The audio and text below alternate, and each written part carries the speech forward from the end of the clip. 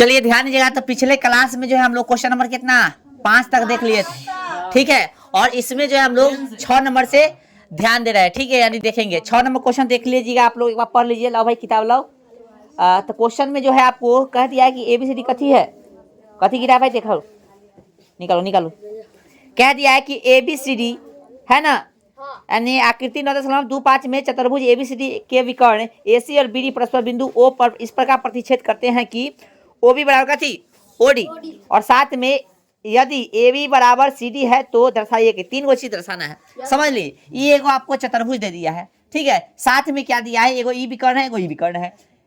ई विकर्ण एक दूसरे को O पर प्रतिच्छेद कर रहा है, और प्रतिच्छेद इस तरह से कर रहा है कि इतना बराबर इतना है, और साथ में E बराबर E दे दिया है, ठीक है। तो आपको साबित कथी करना है, साबित देखिए क्या क्या चीज करना है। ये तो समझ जाएगा ना कि दिया है कि ABCD चतुर्भुज है, विकर्ण AC और BD एक दूसरे को बिंदु O पर प्रतिच्छेद करता है, इतना दे इतना बराबर दे रहे हैं, ठीक है। ये तो समझ जाएगा, कोई दिक्कत नहीं। समझना यह कि साबित क्या करना था, DOC एरिया ऑफ कथी ट्रायंगल DOC बराबर एरिया ऑफ ट्रायंगल कथी AOB, कहाँ है फिगर में खोजो, DOC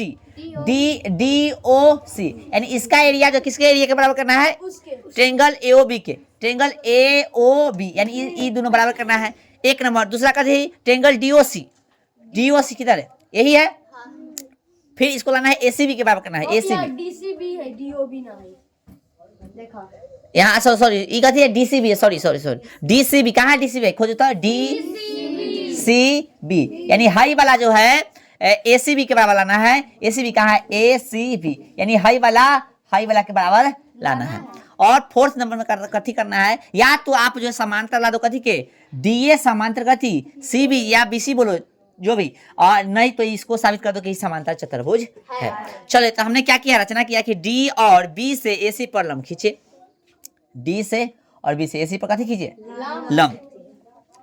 त्रिभुज DOE तथा त्रिभुज कथी BOF में गौर से देखिए, त्रिभुज कथी DOE कहाँ है, DOE यानी E वाला नानी की, और उसके बाद कहती है BOF यानी ई दोनों में हम लोग देख रहे हैं।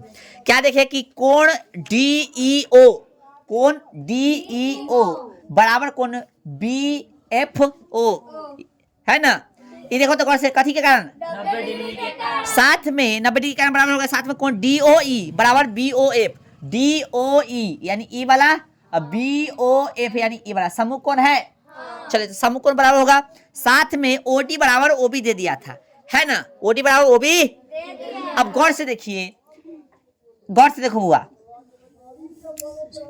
एंगल साइड एंगल नहीं हो रहा है, क्योंकि ई एगो एंगल है, एगो एंगल ई है, बीच वाला होता तब ना एंगल साइड एंगल होता है, लेकिन बीच वाला कोण नहीं रहता है, तो एंगल साइड, तो एंगल साइड से कथी होगा, त्रिभुज कथी होगा सर्वांगसम हो गया कि नहीं। देखो यहाँ पे ई वाला सर्वांगसम हो गया ना, एंगल साइड से त्रिभुज सर्वांगसम हो गया, ठीक है। तो सर्वांगसम त्रिभुज होता है तो संगत कोण संगत भुजा कथी होता है बराबर, तो हमको संगत भुजा चाहिए तो संगत भुजा ले लिया DE और कथी इसमें BF, कहाँ है DE, देखो DE और इसमें BF हो गया यहाँ पे। अब यहाँ पे गौर से देखिए कि एरिया ऑफ ट्रायंगल DOE बराबर एरिया ऑफ ट्रायंगल कथी BOF। अब कहिएगा ये कैसे लिख दिए, तो हमने आपको पढ़ाया है कि जो त्रिभुज सर्वांगसम होता है उसका क्षेत्रफल भी कथी होता है बराबर होता है। क्षेत्रफल अभिगणित में बताए थे, याद कीजिए, ठीक ना, कि जो त्रिभुज सर्वांगसम होगा उसका क्षेत्रफल भी कथी होगा बराबर होगा। तो क्षेत्रफल में बराबर कर सकते हैं, समीकरण कितना हो गया 1। अब गौर से देखिए, अब त्रिभुज DEC तथा त्रिभुज BFA में कहाँ है, त्रिभुज DEC कहाँ है भाई,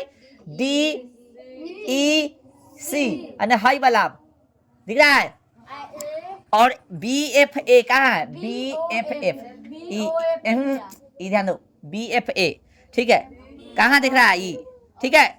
चलिए DEC कहाँ भाई फिगर में, DEC AB 90 के कारण होगा, और साथ में BFA यानी AB 90 डिग्री के कारण हो गया बराबर।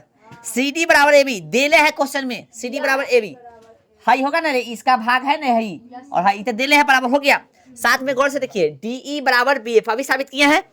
तो गौर से देखिए, एगो समकोण त्रिभुज में क्या होता है कि एगो तो कोण समकोण हो गया, तो समकोण त्रिभुज में क्या होता है, एगो कर्ण बराबर हो, एगो कोई भुजा बराबर हो, तो कैसे हो जाता है RHS सर्वांग समता लागू होता है सर्वांग सम करने के लिए, ठीक है। तो गौर से देखिए ये समकोण त्रिभुज है, क्योंकि ई एगो 90 डिग्री के बराबर हो गया। और सी डी और ए बी देखो क्या है, सी डी और ए बी, सी डी और ए बी समकोण के सामने वाला कथी कर्ण हो गया।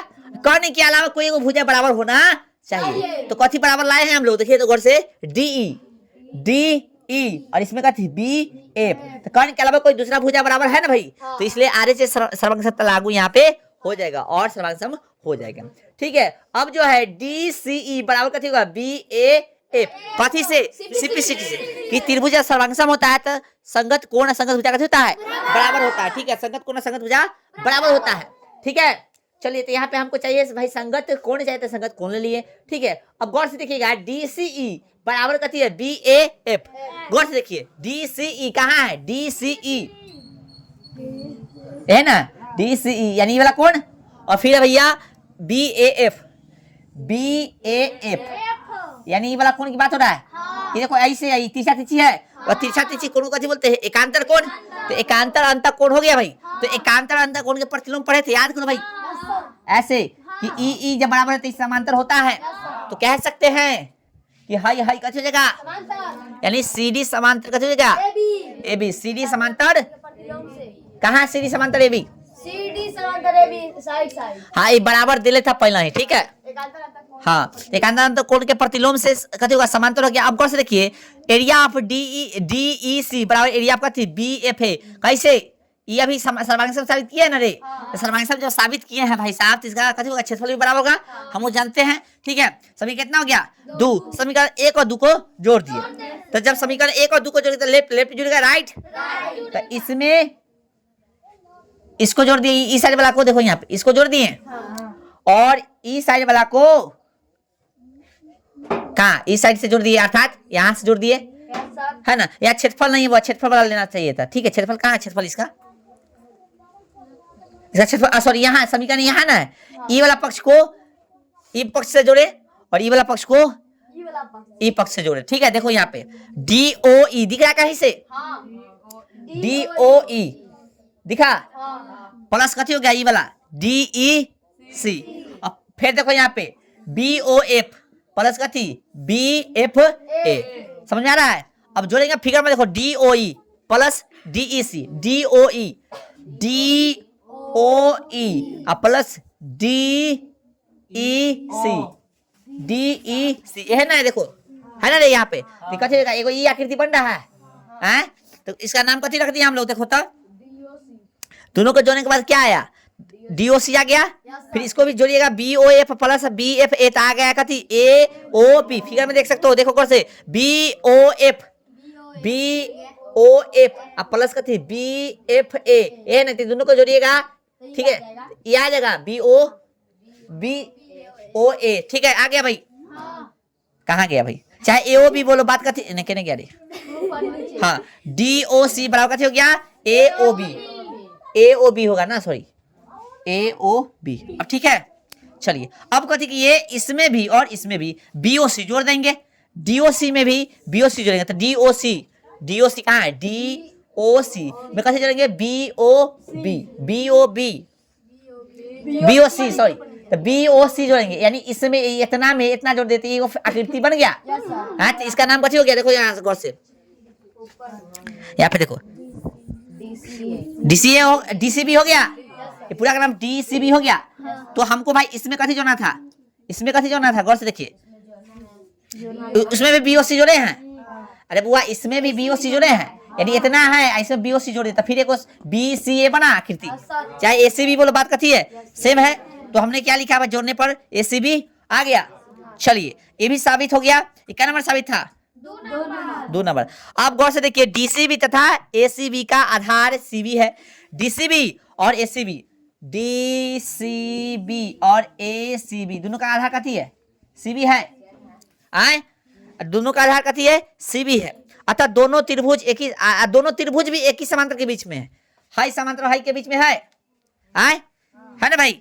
अतः डी कथी है दिले है, इसमें दोनों त्रिभुज का क्षेत्रफल भी बराबर है, अतः दोनों त्रिभुज एक ही समांतर के बीच होंगे। जब दोनों का कथी क्षेत्रफल बराबर है तो दोनों कथी होगा, एक ही समांतर के बीच होगा, इसलिए ये दोनों कथी होगा, समांतर हो जाएगा। इसलिए डी ए समांतर कथी हो गया सी बी, तथा सी डी समांतर कथी ए बी हम लोग साबित कर ले है ना, सी डी समांतर ए बी। यानी हाई हाई समांतर साबित कर ले थे, यहाँ देख लो, है ना, साबित कर। और अभी हम लोग ये वाला समांतर ले आए, तो जब कोई चतुर्भुज में आमने सामने का जो है भुजा का हो जाता है, समांतर साबित हो जाता है, तो कौन सा चतुर्भुज हो जाता है? समांतर, समांतर चतुर्भुज। ठीक है, चलिए टाइम कितना हो गया, ज्यादा हो गया क्या टाइम? आए रहने दो आज, ठीक है, कल से हम लोग एक्स्ट्रा कुछ करेंगे, ठीक है। अभी तो है समय, लेकिन जो है नाइट ज्यादा हो गया, तो रहने दो आज, ठीक है। कल से थोड़ा स्पीड खींचेंगे और कल से करेंगे, ठीक है। चलिए।